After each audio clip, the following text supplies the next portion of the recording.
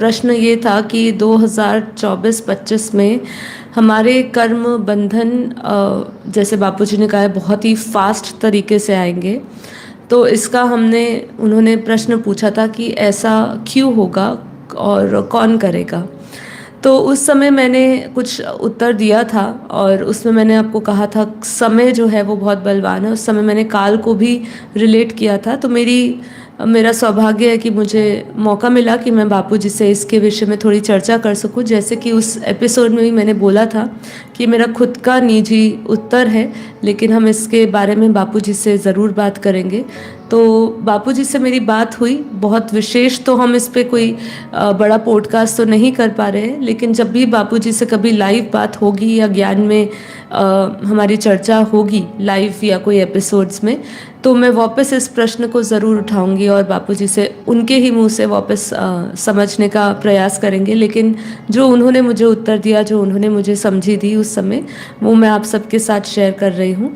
तो उसमें ऐसा था, बापूजी ने कहा था कि जब अंतिम समय जैसे 2025-26 में बापूजी ने कहा है कि जैसे कुछ विनाश के नज़ारे दिखेंगे, हम अभी से ही उसकी तैयारी देख रहे हैं, सूक्ष्म जगत में भी और हम यहाँ प्रैक्टिकल लाइफ में स्थूल जगत में भी देख रहे हैं किस तरीके से क्या धरती पर क्या क्या माहौल बन रहे हैं।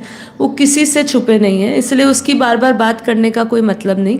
लेकिन जो माहौल आगे बन रहा है आने वाले समय में, तो बापूजी ने कहा कि जैसे जैसे काल चक्र, जो काल चल रहा है, हमने काल चक्र की बात करी थी, जो जैसे जैसे समय आगे बढ़ेगा और भी हम देख रहे हैं कि विनाश के नज़ारे दिखेंगे, तो उस समय जो भय होता है ना, जो लोगों के अंदर भय पैदा होगा कि मेरा क्या होगा, हमारे बच्चों का क्या होगा, मेरी संपत्ति का क्या होगा, जो भी एक ट्रॉमा होगा। ट्रॉमा हम देखते हैं हर एक धरती पर, जब भी प्रकृति अपना इम्बैलेंस होती है या कुछ भी धरती पर कुछ भी आपदा आती है, तो हम देखते हैं कि जो पूरा जनसंख्या है, जितने भी लोग हैं, वो एक ट्रॉमा से गुजरते हैं, डिप्रेशन देखा जाता है, जैसे अपने कोविड के समय में भी देखा।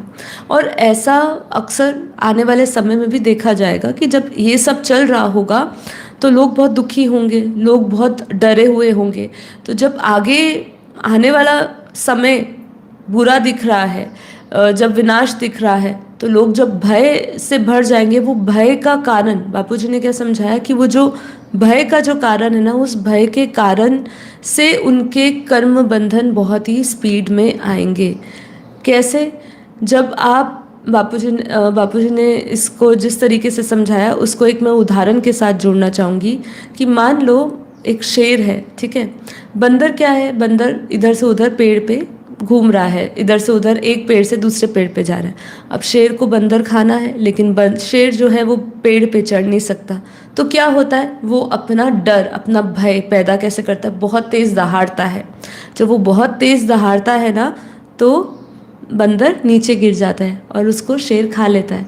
तो जब इंसान बहुत डर जाता है ना, तो उसके कर्म बंधन उसके आगे बहुत ही फास्ट रीति से आते हैं। बापूजी ने बताया कि जब मरता हुआ इंसान भी जो होता है, जब मरने वाला होता है, उसको पता चल जाता है 1 हफ्ता 10 दिन पहले ही उसको अनुभूतियाँ हो जाती है। और कई ऐसे स्पेशल लोग भी हैं जिन्होंने इसके बारे में बताई है बातें कि उनको पहले ही आभास हो जाता है, बहुत सारे सिम्टम्स भी मिलते हैं। पर जो आत्मा छोड़ने वाली होती है ना, उसके अंदर सारे फ्लैशबैक्स होते हैं, ठीक है। पूरे इस जीवन के फ्लैशबैक होने लग जाते हैं कि मैंने इसके साथ बुरा किया था, मैंने इसके साथ किया था, ये करना था मुझे, वो करना था। पूरा उसका लाइफ एक रील की तरह उसके आँखों के अंदर चलना शुरू हो जाती है, उसकी बुद्धि में चलना शुरू हो जाती है। तब उसको अपना पाप खाता है। इसलिए बापूजी ने बोला ना कि बड़े बड़े लोग है ना, वो भी अपने पाप को स्वीकार करेंगे। आने वाला समय ऐसा होगा, खुद ही चोर बोलेंगे कि मैंने चोरी करी है। ये क्यों होगा? क्योंकि जब सामने भय होगा तो आपके जो कर्म बंधन है वो बहुत ही फास्ट तरीके से आएंगे। अब इसमें हमें 2 चीज़ें समझनी है। जब आपके कर्म बंधन आते हैं सामने, तो जो अज्ञानी वाला जो व्यक्ति है, जिसके पास कोई ज्ञान नहीं है, जिसके पास आत्मज्ञान नहीं है, जिसकी भक्ति भी परमात्मा के प्रति पूर्णता नहीं है, जिसमें उसमें भी मिलावट है, तो ऐसे जो लोग होंगे ना, उनको उनका पाप सताएगा, उनको उनके कर्म बंधन सताएंगे। उस समय वो तड़पेंगे, उस समय वो हलचल रहेगी। लेकिन वही समय जो ज्ञानियों के लिए होगा, जो ज्ञान में उतरे हुए हैं, जिनके पास कर्मों का ज्ञान है, जिसके पास आत्मज्ञान है, जिसके पास ब्रह्म ज्ञान है, जो परम ज्ञान से, बेहद के ज्ञान से जुड़े हैं, और जितनी विशेष बेहद की आत्माएं हैं या दिव्य आत्माएं हैं, उनके लिए वो समय एक्स्ट्रा पुरुषार्थ का होगा। और साथ ही साथ वो जो आत्माएं हैं वो परमात्मा को याद करके अपने सारे कर्म बंधनों को चुकता कर देगी, मतलब वो अकाउंट को क्लियर करके यहाँ से विदा करेगी, है ना। तो ये भेद होगा उनमें।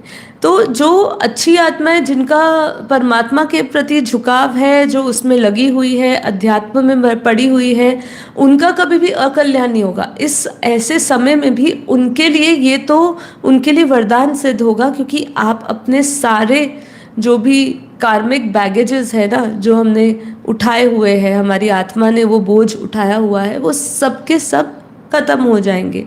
पर उसके ही ऑपोजिट जो होंगी, जो ये दिव्य जो आत्माएं जो काम वासनाएं में है, काम वेश में पड़ी हुई है, जिनकी इच्छाएं और ये सब है, जिन्होंने बहुत पाप किया है, उनकी आत्मा उन्हीं को उनकी आत्मा उनका पाप खाएगा उनको।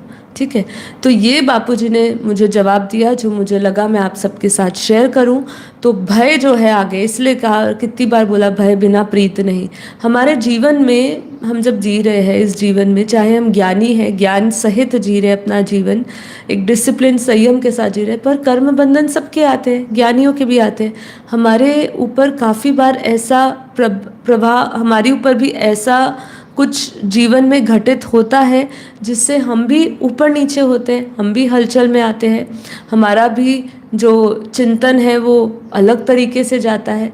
ठीक है। तो तब ज्ञान हमें सहारा देता है, परमात्मा की तरफ जो लगन है हमारी, चाहे आपकी भक्ति भी हो, है ना। मैं यहाँ पे भक्ति भी अलग नहीं करती, मैं ये भी कहती हूँ कि चलो आपकी भक्ति हो, वो भी आपको सहारा देता है। नहीं तो जो काम वेश में पड़े हुए मनुष्य हैं, ठीक है, वो तो दुख के समय भगवान को भी नहीं याद कर पाएंगे। और जो ज्ञानी या जो अटूट अपनी भक्ति में पड़ा हुआ है, जो जिसने बहुत दिल से परमात्मा की भक्ति करी है, जिसको अटूट विश्वास है उस पर, चाहे कुछ भी हो जाए, चाहे धरती फट जाए, चाहे आसमान फट जाए, कुछ भी हो जाए, लेकिन उनका विश्वास अटूट है उनके परमात्मा पे, तो उनको ज़रूर मदद मिलती है, उनको ज़रूर सहारा मिलता है। तो यही ज्ञान की शक्ति है, यही परमात्मा की चाह की शक्ति है कि आप अगर जीवन इसमें जीते हो, तो आने वाला समय जैसा भी हो, 2025-26 का हो, 2030 का हो, 2050 का हो, कोई भी समय हो, उससे आपको फ़र्क नहीं पड़ेगा, है ना। तो ठीक है, आशा करती हूँ इसका जवाब आपको मिला होगा, थोड़ा पिछले बार से इस बार बेहतर तरीके से मिला होगा। और बाकी जब भी हमें मौका मिलेगा, हम बापूजी से इसके विषय में और गहराई से बात करेंगे। जब उनके साथ बात होती है तो और भी नई बातें सामने आती है।